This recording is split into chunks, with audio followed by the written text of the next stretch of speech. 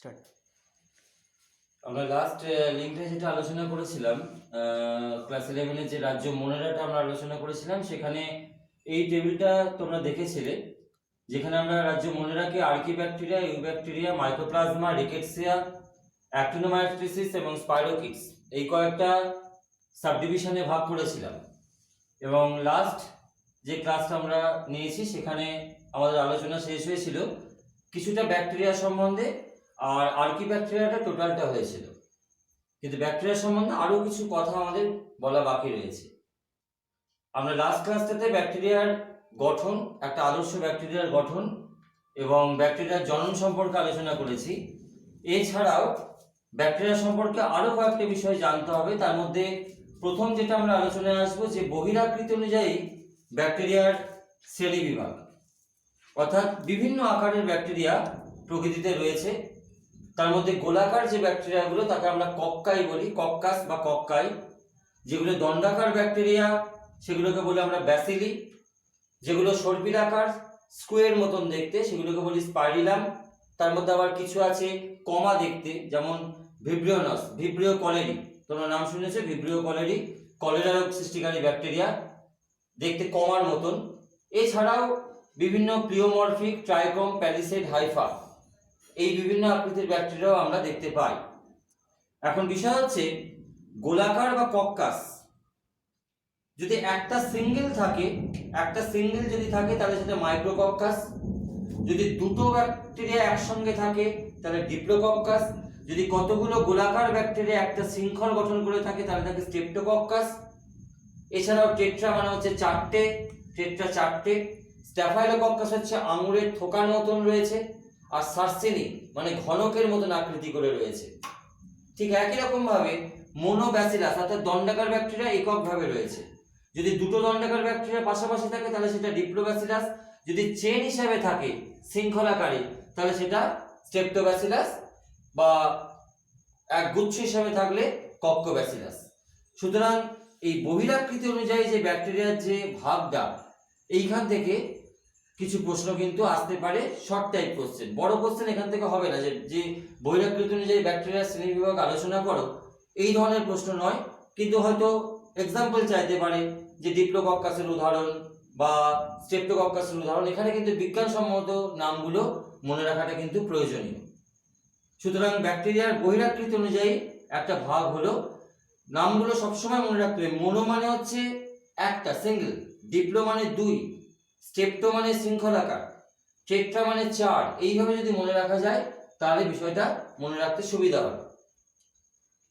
পুষ্টি অনুযায়ী যদি ব্যাকটেরিয়ার শ্রেণীবিভাগের কথা বলা যায়, পুষ্টি অনুযায়ী, তাহলে অটোট্রপস আর হেটেরোট্রপস।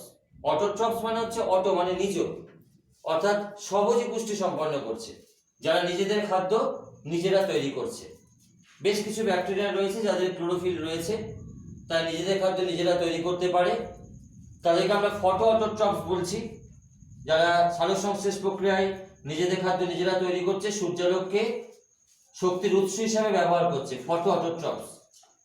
আর কিছু ব্যাকটেরিয়া রয়েছে যারা শক্তির উৎস হিসাবে কেমিক্যাল অর্থাৎ রাসায়নিক বস্তুকে তারা শক্তির উৎস হিসাবে ব্যবহার করছে, তাদেরকে আমরা কি বলছি, কেমো অটোট্রপস।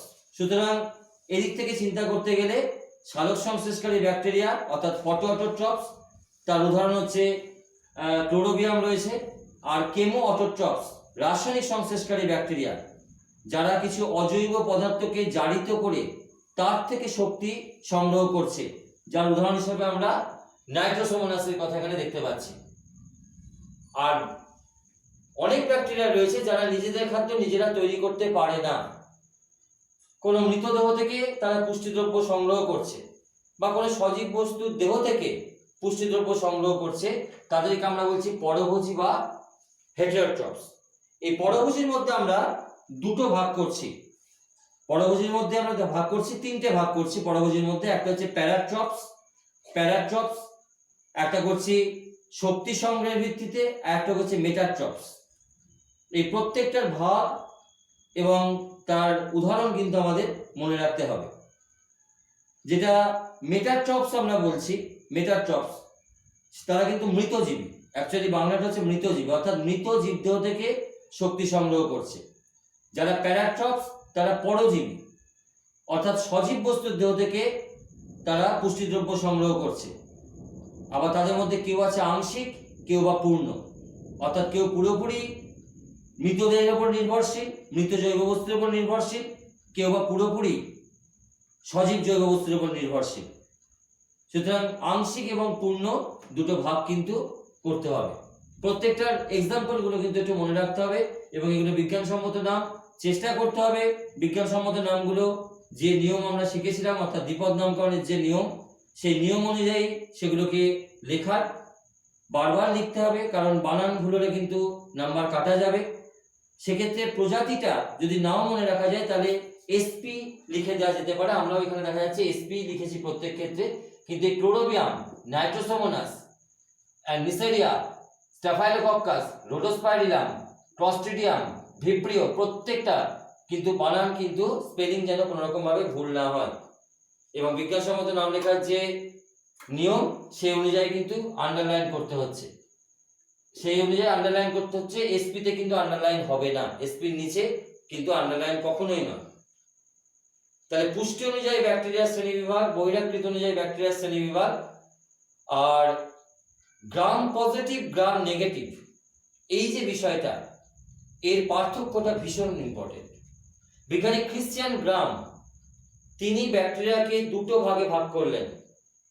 তিনি একটা রঞ্জক অর্থাৎ একটা স্টেন তিনি আবিষ্কার করলেন, যার নাম হচ্ছে ক্রিস্টাল ভায়োলেট। এই ক্রিস্টাল ভায়োলেট দিয়ে তিনি কিছু ব্যাকটেরিয়াকে রঙিন করলেন এবং তারপর আয়োডিন দিয়ে সেই রংটাকে ধুয়ে দিলেন। এর একটা নির্দিষ্ট প্রসেস আছে। রঞ্জকটার নাম ক্রিস্টাল ভায়োলেট, বিজ্ঞানীর নাম ক্রিশ্চিয়ান গ্রাম। দেখা যাচ্ছে কিছু ব্যাকটেরিয়ার আয়োডিন দিয়ে ধুয়ে দেওয়ার পরও ওই ক্রিস্টাল ভায়োলেটের কালারটা থেকে যাচ্ছে।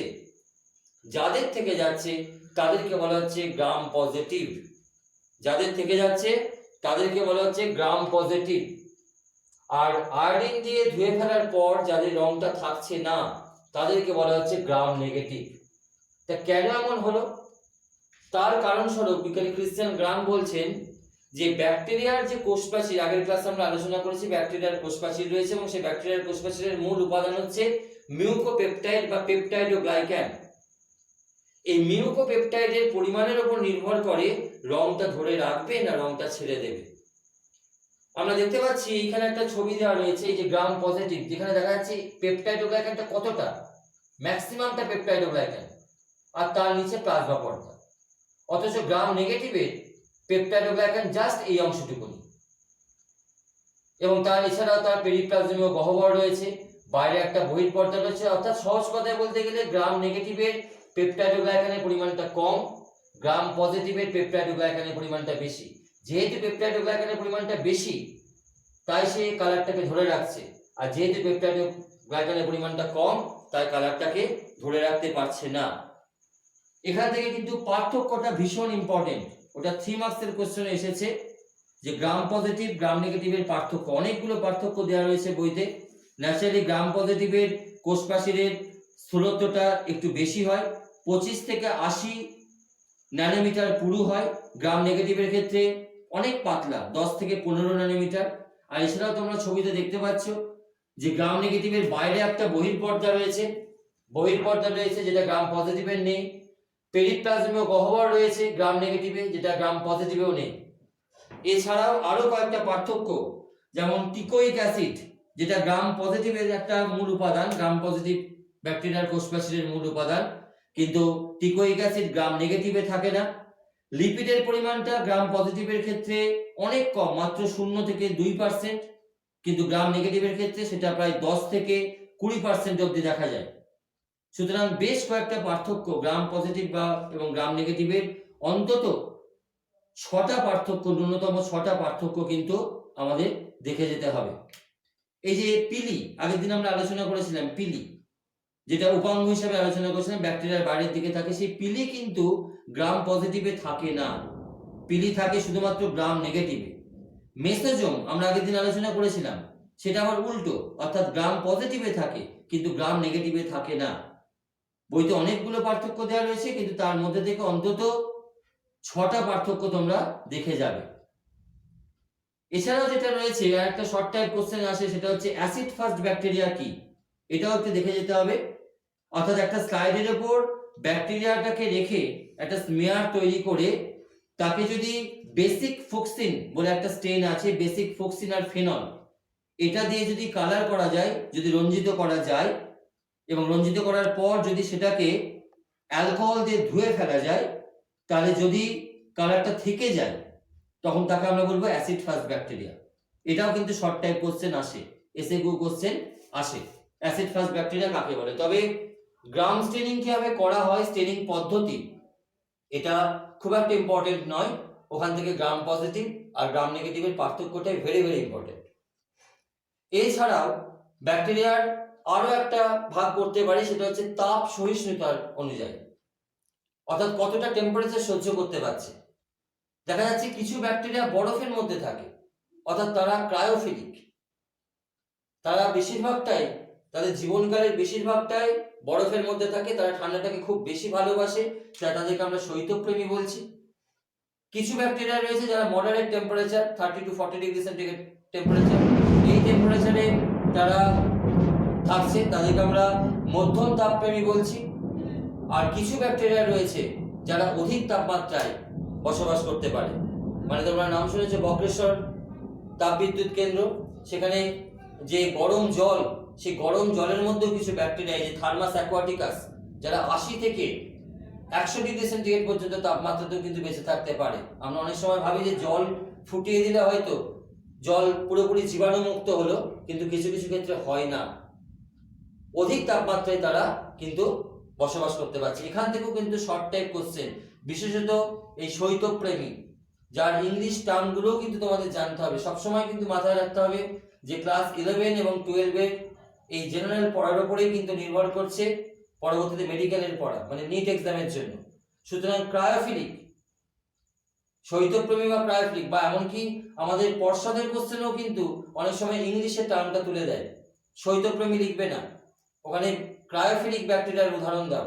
সুতরাং প্রত্যেকটার কিন্তু ইংরেজি নাম, অর্থাৎ ক্রায়োফিলিক যেটা শৈত্যপ্রেমী, মেসোফিলিক যেটা মধ্যম তাপপ্রেমী, এবং থার্মোফিলিক যেটা তাপপ্রেমী, অর্থাৎ প্রচুর পরিমাণে তাপমাত্রা সহ্য করতে পারছে, তার প্রত্যেকটা ইংরেজি নাম কিন্তু বাংলার পাশাপাশি দেখে যেতে হবে। পূর্ণ বা আংশিকটা যদি নাও বা মনে রাখতে পারো, কিন্তু ক্রায়োফিলিক, মেসোফিলিক, থার্মোফিলিক এটা মনে রাখতে হবে, প্রত্যেকটার উদাহরণ অন্তত একটা করে মনে রাখতে হবে। তাহলে বহিরাকৃতি অনুযায়ী ব্যাকটেরিয়ার শ্রেণীবিভাগ করলাম, পুষ্টি অনুযায়ী ব্যাকটেরিয়ার শ্রেণীবিভাগ করলাম, গ্রাম পজিটিভ গ্রাম নেগেটিভ ব্যাকটেরিয়ার পার্থক্য, অ্যাসিড ফাস্ট ব্যাকটেরিয়া কাকে বলে, এবং তাপ সহিষ্ণুতা অনুযায়ী ব্যাকটেরিয়ার যে ভাগ সেটা আমরা আলোচনা করলাম। আগের দিন আমরা ক্লাসে আলোচনা করেছি, আগের ক্লাসে, যে ব্যাকটেরিয়ার বহি উপাঙ্গ হিসাবে পিলি বা ফ্ল্যাজেলা থাকে। সেই ফ্ল্যাজেলা অনুযায়ী ব্যাকটেরিয়ার একটা শ্রেণীবিভাগ কিন্তু করা যায়। বেশ কিছু ব্যাকটেরিয়া আছে যাদের ফ্ল্যাজেলা নেই, নেই মিন্স হচ্ছে অ্যাবসেন্ট, সো কল্ড অ্যাট্রিকাস, এই মিন্স অ্যাবসেন্ট, অর্থাৎ ফ্ল্যাজেলা নেই। যদি একদিকে গুচ্ছাকারে থাকে তাহলে লোফোট্রিকাস, যদি একদিকে একটা ফ্ল্যাজেলা থাকে, একটা মিন্স হচ্ছে মোনোট্রিকাস, যদি উভয় দিকে গুচ্ছাকারে থাকে, উভচর ইংরেজি কি অ্যামফিবিয়া, সেই অ্যাম্ফি মানে এই অ্যাম্ফি নামটা জানলে মাথায় রাখবে দুদিকেই আছে, কি হিসাবে আছে গুচ্ছাকারে, অ্যামফিট্রিকাস। আর সারা গা দিয়ে যদি সব জায়গা এদিক এদিক এদিক এদিক সমস্ত দিক দিয়ে যদি সমানভাবে ফ্ল্যাজেলা বেরোয় তখন তাকে বলা হচ্ছে পেরিট্রিকাস। এটা কিন্তু ছবি আকারেই কিন্তু পরীক্ষার সময় উপস্থাপিত করতে হবে, অ্যাট্রিকাস, লোফোট্রিকাস, মোনোট্রিকাস, অ্যামফিট্রিকাস, পেরিট্রিকাস, এবং তার পাশাপাশি উদাহরণ। এই পুরোটা হচ্ছে ব্যাকটেরিয়ার গঠন, ব্যাকটেরিয়ার শ্রেণীবিভাগ, বা আগের দিন আমরা আলোচনা করেছিলাম আদর্শ ব্যাকটেরিয়ার গঠন, জনন, পুষ্টি অনুযায়ী শ্রেণীবিভাগ ইত্যাদি। এর পাশাপাশি ব্যাকটেরিয়ার কিছু উপকারিতা, সম্বন্ধে আমাদের জানতে হবে। যেমন কৃষিকাজে খুব ছোট ছোট করে কয়েকটা পয়েন্ট একটু জানতে হবে। কিছু কিছু জিনিস তোমরা আগেও জেনেছো যে কৃষিকাজে ব্যাকটেরিয়ার ভূমিকা রয়েছে, যেমন অ্যাজোটোব্যাক্টার, রাইজোবিয়াম, ক্লস্ট্রিডিয়াম, তারা প্রচুর পরিমাণে নাইট্রোজেনের সংবন্ধন ঘটাচ্ছে। সায়ানোব্যাকটেরিয়াও আছে নীলাভ সবুজ শৈবাল, যদিও সায়ানোব্যাকটেরিয়াটা এখন আমরা শুরু করিনি।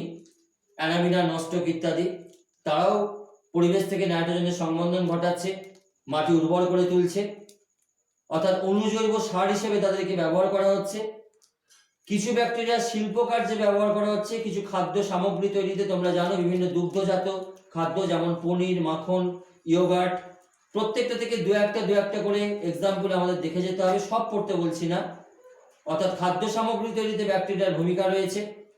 চর্মশিল্পে ফার্মেন্টেশন করতে ব্যাকটেরিয়ার ভূমিকা রয়েছে, কারণ ব্যাকটেরিয়ার দেহ থেকে প্রোটিয়েজ বলে উৎসেচক বেরোয়, সেই উৎসেচক চামড়া ট্যান করার কাজে ব্যবহার হয়। ব্রিওয়ারি অর্থাৎ মদ্য শিল্প, সেখানেও অ্যালকোহল তৈরিতে বিভিন্ন ব্যাকটেরিয়া, ক্লস্ট্রিডিয়াম, ল্যাক্টোব্যাসিলাস ইত্যাদি ব্যবহার করা হয়। বিভিন্ন ঔষধ তৈরি করা হয়, আলেকজান্ডার ফ্লেমিং এর নাম তোমরা শুনেছো, অ্যান্টিবায়োটিক তৈরি ওই ব্যাকটেরিয়ার দেহ থেকে কিন্তু তৈরি করা হচ্ছে। যে স্ট্রেপ্টোমাইসিন, যে অ্যান্টিবায়োটিকটার নাম অনেক ওষুধের গায়ে লেখা থাকে স্ট্রেপ্টোমাইসিন, সেটা কিন্তু স্ট্রেপ্টোমাইসিস ব্রিসিয়াস ব্যাকটেরিয়া থেকে তৈরি করা হচ্ছে।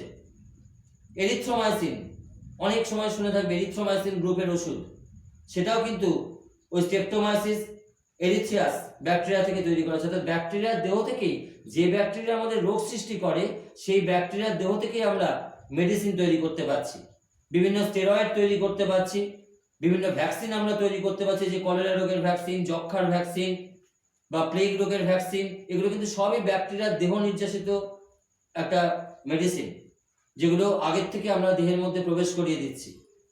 সুতরাং বিভিন্ন ক্ষেত্রে কিন্তু ব্যাকটেরিয়ার উপকারিতা রয়েছে।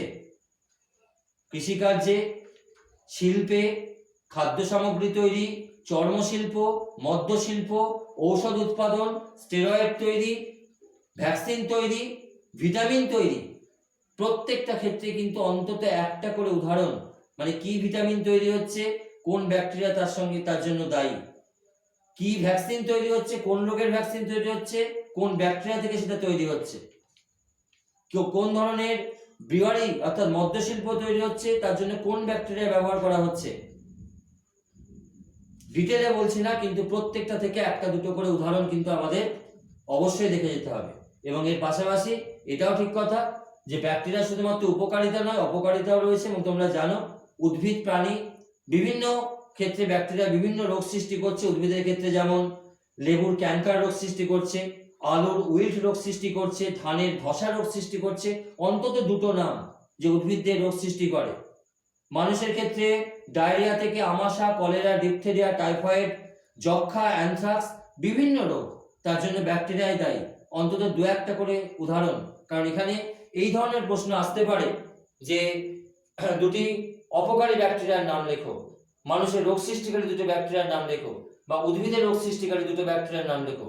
সবটা পড়তে বলছি না, কিন্তু দুটো করে এক্সাম্পল অন্তত যার যেটা মনে হবে। কিন্তু বারবার একটা কথা বলছি যে স্পেলিং এর ব্যাপারে খুব সতর্ক থাকবে, কারণ এগুলো বিজ্ঞানসম্মত নাম লেখাটাই ভালো, ক্লাস 11 যেহেতু। এবং স্পেলিং যদি ভুল হয় তাহলে কিন্তু পুরো নাম্বারটাই কিন্তু ওখানে মাইনাস হয়ে যাবে। তাহলে ব্যাকটেরিয়া সম্পর্কে আমরা এই আলোচনাটা কমপ্লিট করলাম। বাকি রাজ্য মনেরার মধ্যে যেগুলো আছে সেগুলো সম্বন্ধে দু চার কথা একটু বলে দিই। তার মধ্যে ইউ ব্যাকটেরিয়ার মধ্যে আমরা দুটো ভাগ করেছিলাম, আমাদের ব্যাকটেরিয়া টোটালটা কমপ্লিট হয়ে গেল। সায়ানোব্যাকটেরিয়া, নীলাভ সবুজ শৈবাল, একটু আগে আমি বলেছি যে নীলাভ সবুজ শৈবালের উদাহরণ হচ্ছে অ্যানামিনা, নস্টক ইত্যাদি। এই সায়ানোব্যাকটেরিয়ার বৈশিষ্ট্য উদাহরণ, এরা মিঠে জলে বা সমুদ্রের জলে বা লবণাক্ত জলাশয়ে বসবাস করছে, প্রচুর পরিমাণে নাইট্রোজেনের সংবন্ধন ঘটাচ্ছে, যথেষ্ট উপকারিতা রয়েছে। এদের বাইরে কোষপ্রাচীর রয়েছে, তারপরে কোষ পর্দা রয়েছে, রঞ্জক পদার্থ হিসেবে ক্যারোটিন, জ্যান্থোফিল, সঞ্চিত খাদ্য হিসেবে গ্লাইকোপ্রোটিন, গ্লাইকোজেন ইত্যাদি অবস্থান করছে। এদের রাইবোজোম রয়েছে, 70S প্রকৃতির রাইবোজোম, এবং সেন্ট্রাল বডি অর্থাৎ ক্রোমোজোমের যে কেন্দ্রীয় অংশ সেটার উপস্থিতি লক্ষ্য করা যায়। এখান থেকে কোনো বড় কোশ্চেন কিছু আসবে না, এখান থেকে কোশ্চেন আসতে পারে যে নীলাভ সবুজ শৈবাল বা সায়ানোব্যাকটেরিয়ার তিনটি বৈশিষ্ট্য লেখো, একটি উদাহরণ দাও ইত্যাদি। আর সব থেকে ইম্পর্টেন্ট যেটা, সেটা হচ্ছে ব্যাকটেরিয়া আর সায়ানোব্যাকটেরিয়া অর্থাৎ নীলাভ সবুজ শৈবালের পার্থক্য। ভীষণ ইম্পর্টেন্ট কোশ্চেন, এবং বেসিক্যালি একটু বুদ্ধি করে পড়লে আমরা দেখতে পাই যে যদি আমরা এই পার্থক্যটা পড়ি, যে ব্যাকটেরিয়া সায়ানোব্যাকটেরিয়ার পার্থক্য, তাহলে আমরা পার্থক্য থেকেই কিন্তু সায়ানোব্যাকটেরিয়ার ক্যারেক্টারগুলো কিন্তু আমরা পেয়ে যাব। আলাদা করে সায়ানোব্যাকটেরিয়ার কিন্তু ক্যারেক্টার পড়তে হবে না। যেমন আমরা দেখেছি যে ব্যাকটেরিয়াতে মেসোজোম থাকে, আমরা আগের ক্লাসে আলোচনা করেছি। সায়ানোব্যাকটেরিয়াতে মেসোজোম অনুপস্থিত। ব্যাকটেরিয়াতে ফ্ল্যাজেলা থাকতে পারে, কিন্তু সায়ানোব্যাকটেরিয়া বা নীলাভ সবুজ শৈবালে ফ্ল্যাজেলা থাকে না। ব্যাকটেরিয়ার সঞ্চিত খাদ্যবস্তু গ্লাইকোজেন, নীলাভ সবুজ শৈবালের ক্ষেত্রে বেশিরভাগ ক্ষেত্রে শ্বেতসার অবস্থান করছে। ব্যাকটেরিয়ার কোষপ্রাচীর অপেক্ষাকৃত অনেক পুরু, কিন্তু নীলাভ সবুজ শৈবালের কোষপ্রাচীর অপেক্ষাকৃত পাতলা। ব্যাকটেরিয়ার কোষপ্রাচীরের বাইরে স্লাইম স্তর শক্ত, সেটা কঠিন হয়ে গিয়ে কি তৈরি করে, আগের দিন বলেছি ক্যাপসুল তৈরি করে। কিন্তু নীলাভ সবুজ শৈবালের ক্ষেত্রে ক্যাপসুল তৈরি হয় না, সেখানে জিলেটিনের একটা আবরণ থাকে, যার জন্য পিচ্ছিল হয়। শৈবাল কেন বলছি, কারণ ওদের বাইরে একটা জিলাটিনের আবরণ রয়েছে, যার জন্য সেটা পিচ্ছিল হচ্ছে, যেটা কিন্তু ব্যাকটেরিয়া থাকছে না। মানে ন্যূনতম 5 থেকে 6টা পার্থক্য ব্যাকটেরিয়া এবং নীলাভ সবুজ শৈবালের মধ্যে আমাদের পড়তে হবে, সাদৃশ্য নয়, পার্থক্যটা। আর নীলাভ সবুজ শৈবালের গুরুত্ব, স্পাইরুলিনা, এটা খুব ভালো করে জানতে হবে। স্পাইরুলিনা একটা পরিচিত সায়ানোব্যাকটেরিয়া, যেটা থেকে আমরা সিঙ্গেল সেল প্রোটিন অর্থাৎ প্রচুর পুষ্টি পেয়ে থাকি। উচ্চ গুণমানের একটা খাদ্য, যেখানে প্রোটিনের পরিমাণ প্রায় 65%, যেটা মাছের খাদ্য হিসেবে চাষ করা হচ্ছে, যেটা জলাশয়ে রাখা হচ্ছে, দেহে রোগ প্রতিরোধ ক্ষমতা বৃদ্ধি পাচ্ছে, যেটা বিভিন্ন মোড়ক তৈরির কাজে ব্যবহার হচ্ছে বাণিজ্যিক পদ্ধতিতে। সুতরাং বেশ কয়েকটা গুরুত্ব আমাদের এখানে দেখে যেতে হবে। হ্যাঁ, গুরুত্ব মানে ভালো খারাপ দুই বোঝায়। সায়ানোব্যাকটেরিয়ার খারাপ দিকও আছে। সায়ানোব্যাকটেরিয়া ওয়াটার ব্লুম তৈরি করে, জলে প্রচন্ড দুর্গন্ধ হয়। সায়ানোব্যাকটেরিয়া আবার ভালো দিকও আছে, মশার বংশবিস্তার রোধ করছে। সায়ানোব্যাকটেরিয়া যদি বাড়ির দেওয়ালে বা ছাদে যদি জন্মায়, তাহলে এই ঘরের রং নষ্ট হয়ে যায়, ছাদ ফুটে হয়ে যায়। সুতরাং দু চারটে করে গল্পের মতন গুরুত্ব একটুখানি দেখে যেতে হবে। যদি বলে দুটো পরিচিত সায়ানোব্যাকটেরিয়ার নাম লেখো যারা বাণিজ্যিক পদ্ধতিতে ব্যবহৃত হয়, তাহলে আমার মনে হয় স্পাইরুলিনা এবং অসেলেটোরিয়া, এই দুটো নাম মনে রাখা খুব দরকার। এছাড়াও অ্যানাবিনা, নস্টক, এগুলো লেখা যায়। এরপর যেটা বাকি রয়েছে সেটা হচ্ছে আমাদের মাইক্রোপ্লাজমা, রিকেটসিয়া, অ্যাক্টিনোমাইসিটিস এবং স্পাইরোকিটস। এই 4টে সাবডিভিশন সম্পর্কে আমরা একটু আলোচনা করে নিই। মাইক্রোপ্লাজমা হচ্ছে সবচেয়ে সরল এবং ক্ষুদ্রতম, কোশ্চেনটা কিন্তু আসে, সবচেয়ে সরল এবং ক্ষুদ্রতম অণুজীবের নাম কি? মাইক্রোপ্লাজমা। এবং এখান থেকে আরো একটা কোশ্চেন আসে, সেটা যে পিপিএলও কি, অর্থাৎ pleuropneumonia like organism. Pleuropneumonia like organism বলা হয় মাইক্রোপ্লাজমাকে। বিজ্ঞানী নোকার্ড এবং রক্স প্রথম মাইক্রোপ্লাজমা আবিষ্কার করেছিলেন, যার আয়তন 0.1 থেকে 0.15 মাইক্রোমিটারের মধ্যে, যার রাইবোজোম 70S প্রকৃতির, যার ভেতরে একটা দ্বিতন্ত্রী নগ্ন ডিএনএ কুণ্ডলীকৃত অবস্থায় অবস্থান করছে, এবং বেশিরভাগই কিন্তু মানুষের দেহে বা গৃহপালিত পশুর দেহে রোগ সৃষ্টি করে। ভালো দিক নেই মাইক্রোপ্লাজমা। মাইক্রোপ্লাজমা গ্যালিসেপ্টিকাম একটা অণুজীব, মানুষের দেহে রোগ সৃষ্টি করছে, নিউমোনিয়া রোগ সৃষ্টি করছে, নিউরোফাইটিস অর্থাৎ মূত্রনালীতে রোগ সৃষ্টি করছে। সুতরাং এখান থেকে প্রশ্ন আসতে পারে মাইক্রোপ্লাজমা কি, উদাহরণ দাও, বা পিপিএলও কি, উদাহরণ দাও। মাইক্রোপ্লাজমার দুটি বৈশিষ্ট্য আলোচনা করো, এই জাতীয় কিছু প্রশ্ন আসতে পারে। এরপরে আমরা চলে আসব মাইক্রোপ্লাজমার পর রিকেটসিয়া। রিকেটসিয়া অ্যাকচুয়ালি কি? রিকেটসিয়া অ্যাকচুয়ালি ভাইরাস ও ব্যাকটেরিয়ার অন্তর্বর্তী অণুজীব। তোমরা ক্লাস 10-এ পড়েছো ইভলিউশন অধ্যায়টাতে, অভিব্যক্তি অধ্যায়, যে দুটো জীবের মধ্যবর্তী জীব, যেটা কানেক্টিং লিঙ্ক। এই রিকেটসিয়া হচ্ছে ভাইরাস এবং ব্যাকটেরিয়ার অন্তর্বর্তী অণুজীব, যাদের কোষ প্রাচীর থাকে না, নিউক্লিয়াসও নেই বললেই চলে, গোলাকার বা সূত্রাকার দেহ দেখতে পাওয়া যায় রিকেটসিয়া। আকারটা 0.3 মাইক্রোমিটার থেকে 0.5 মাইক্রোমিটারের মধ্যে। কিন্তু সুতরাং প্রশ্ন আসতেই পারে যে ভাইরাস ও ব্যাকটেরিয়ার অন্তর্বর্তী অণুজীবকে কি বলা হয়? এমসিকিউ টাইপেরও কোশ্চেন আসতে পারে। উত্তর হচ্ছে রিকেটসিয়া। আবার এটাও আসতে পারে যে রিকেটসিয়ার প্রকৃতি কি, তখন বলতে হবে রিকেটসিয়া একটা গ্রাম নেগেটিভ ব্যাকটেরিয়া। অ্যাক্টিনোমাইটোসিস, অ্যাক্টিনোমাইসিটিসের এখানে লেখাই রয়েছে ব্যাকটেরিয়া এবং ছত্রাকের মধ্যবর্তী। এই প্রশ্নগুলো কিন্তু ম্যাক্সিমাম আসে। অনেক সময় ইংরেজিতে আমরা এটাকে রে ফাঞ্জি বলে থাকি, রে ফাঞ্জি। অ্যাক্টিনোমাইসিটিসের ক্ষেত্রে কিন্তু মানবদের রোগও যেমন সৃষ্টি করছে, ভালো খারাপ দুটো দিকই রয়েছে, একদিকে যেমন রোগ সৃষ্টি করছে, পাশাপাশি কিন্তু স্ট্রেপ্টোমাইসিস, তারপর টেট্রাসাইক্লিন, টেরামাইসিন, বিভিন্ন ধরনের অ্যান্টিবায়োটিক তৈরিতেও কিন্তু অ্যাক্টিনোমাইসিস সাহায্য করছে। এই অ্যাক্টিনোমাইসিটিস এর কয়েকটা বৈশিষ্ট্য কিন্তু আমাদের দেখে যেতে হবে, দু চারটে বৈশিষ্ট্য দেখে যাওয়া উচিত। আর বারবার বলছি যে এরা কিন্তু দুজনার মধ্যবর্তী। ছত্রাকের মূল গঠনকারী দেহ হচ্ছে মাইসেলিয়াম, সেই মাইসেলিয়াম এদের দেহে দেখতে পাওয়া যায়। অনেক সময় অ্যাক্টিনোমাইসিটিসকে আমরা উচ্চ শ্রেণীর ব্যাকটেরিয়া বলেও চিহ্নিত করে থাকি। আর বারবার বলছি এরা অ্যান্টিবায়োটিক উৎপাদনে সক্ষম। এরা খণ্ডী ভবন বা অযৌন জননের মাধ্যমে জনন কার্য সম্পন্ন করে। উদ্ভিদ প্রাণী উভয়দেই রোগ সৃষ্টি করছে, কিন্তু তার ভালো দিকও রয়েছে। আর ফাইনালি যেটা আমরা লাস্ট আলোচনা করব সেটা হচ্ছে স্পাইরোকিটস। এই স্পাইরোকিটস সম্বন্ধে প্রথমে বলে রাখি যে এরা হচ্ছে ব্যাকটেরিয়ার আদ্য প্রাণী। আদ্য প্রাণীটা হচ্ছে প্রোটোজোয়া। আমরা একদম প্রথম দিন যেটা বলেছিলাম যে 5 কিংডম ক্লাসিফিকেশনে আদ্য প্রাণী বা প্রোটোজোয়া অর্থাৎ রাজ্য মোনেরা, তারপরে আমাদের আলোচনা ছিল রাজ্য প্রোটিস্টা। আমাদের নেক্সট লিঙ্কে রাজ্য প্রোটিস্টা সম্বন্ধে আমরা আলোচনা করব। সেই প্রোটিস্টা বা প্রোটোজোয়া এবং ব্যাকটেরিয়া, প্রোটোজোয়ার বাংলাটা হচ্ছে আদ্য প্রাণী, ব্যাকটেরিয়া এবং আদ্য প্রাণীর মাঝামাঝি হচ্ছে স্পাইরোকিটস, ব্যাকটেরিয়া ছত্রাকের মধ্যবর্তী হচ্ছে অ্যাক্টিনোমাইসিটিস, ভাইরাস ব্যাকটেরিয়ার মধ্যবর্তী হচ্ছে রিকেটসিয়া। এই জায়গাগুলো কিন্তু যেন খুব ভালোভাবে মনে থাকে।